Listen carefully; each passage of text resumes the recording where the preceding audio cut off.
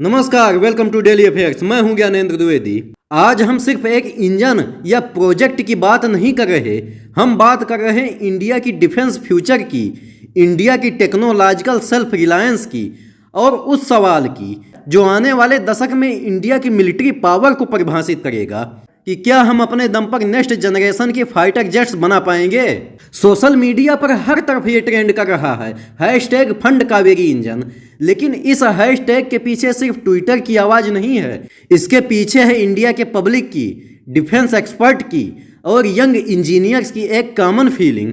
अब इंडिया को दूसरों पर डिपेंड नहीं रहना चाहिए। तो थोड़ा हम इसके बैकग्राउंड को समझते हैं।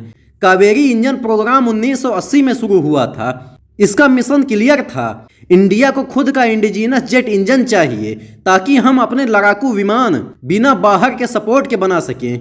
लेकिन 40 सालों में यह प्रोग्राम बार बार अटका।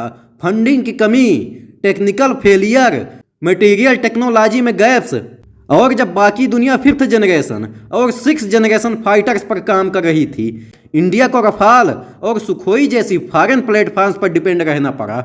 अब जरा डेटा देखिए, हम रफाल जेट्स के लिए करीब $288 मिलियन प्रति यूनिट पे कर रहे हैं, और वो भी एक ऐसा जेट जो आज की तारीख में 4.5 जनरेशन की मशीन है।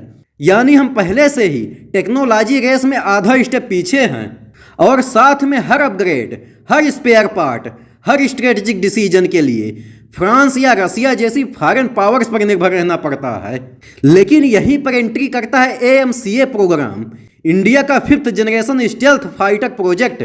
और अगर ये प्रोजेक्ट सक्सेसफुल हुआ तो इंडिया पहली बार खुद अपनी नेक्स्ट जनरेशन एयरफोर्स क्राफ्ट बनाएगा। लेकिन अब सबसे बड़ा सवाल यह है, क्या इंडिया के पास इस फाइटर जेट के लिए सही इंजन है? क्योंकि अगर इंजन बाहर से इंपोर्ट करना पड़े तो सेल्फ रिलायंस का सपना अधूरा रह जाएगा, और कावेरी इंजन यहीं आता है। लेकिन DRDO का टारगेट क्लियर है, कावेरी इंजन को रीडिजाइन और री इंजीनियरिंग करके AMCA के लिए फिट बनाना, ताकि इंडिया का फाइटर इंडिया के इंजन से उड़े। और DRDO चीफ के लेटेस्ट स्टेटमेंट के मुताबिक अगर हम सही इंटरनेशनल कोलैबोरेशन में टाई अप करते हैं तो हम सिर्फ 5th जनरेशन नहीं बल्कि 6th जनरेशन एरो इंजन भी बना सकते हैं। अब जरा सोचिए, यह सिर्फ डिफेंस का सवाल नहीं है, यह इंडिया की पूरी इंडस्ट्रियल कैपेसिटी का सवाल है। अगर हम अपने एयरक्राफ्ट खुद बना सकते हैं तो हम टेक्नोलॉजी एक्सपोर्टर बन सकते हैं, हाई टेक जॉब्स क्रिएट कर सकते हैं, और सबसे इंपॉर्टेंट बात, इंडिया को मिल सकती है स्ट्रेटेजिक ऑटोनॉमी।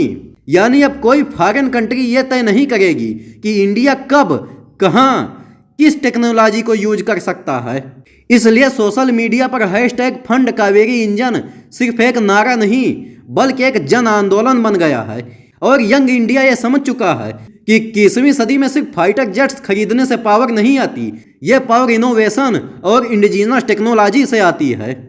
और अगर हमारा AMCA और कावेरी इंजन एक साथ सफल हुआ तो इंडिया फर्स्ट टाइम न केवल अपने लिए बल्कि रीजनल और ग्लोबल मार्केट्स के लिए भी नेक्स्ट जनरेशन डिफेंस प्रोडक्ट्स बना सकेगा। इसका मतलब सिर्फ मिलिट्री स्ट्रेंथ में नहीं बल्कि भारत को जियो पॉलिटिकल इन्फ्लुएंस में भी नया मुकाम मिलेगा। तो अगली बार जब आप हैशटैग फंड कावेरी इंजन की बात सुने तो उसे सिर्फ एक डिफेंस प्रोजेक्ट मत समझिए, ये एक सिंबल है इंडिया की टेक्नोलॉजिकल इंडिपेंडेंस का, इंडिया के सपनों का, और उस दिन का जब इंडिया अपने दम पर दुनिया के सबसे हाईटेक स्काईज में उड़ान भर सकेगा। और सवाल ये नहीं है कि हम कब करेंगे, सवाल ये है कि क्या हम मिलकर ये सपना पूरा करने को तैयार हैं। और लास्ट में मैं आपसे एक क्वेश्चन पूछूंगा कि 2025 में किस देश ने चागोस द्वीप समूह को मॉरिशस को सौंपने के लिए समझौते पर हस्ताक्षर किए? A पर है France, B Britain, C America, D Australia. अगर आपको आंसर पता है तो कमेंट बॉक्स में जरूर दीजिए, और अगर वीडियो पसंद आया हो तो लाइक और सब्सक्राइब जरूर करिए। मिलते हैं अगले वीडियो में। जय हिंद।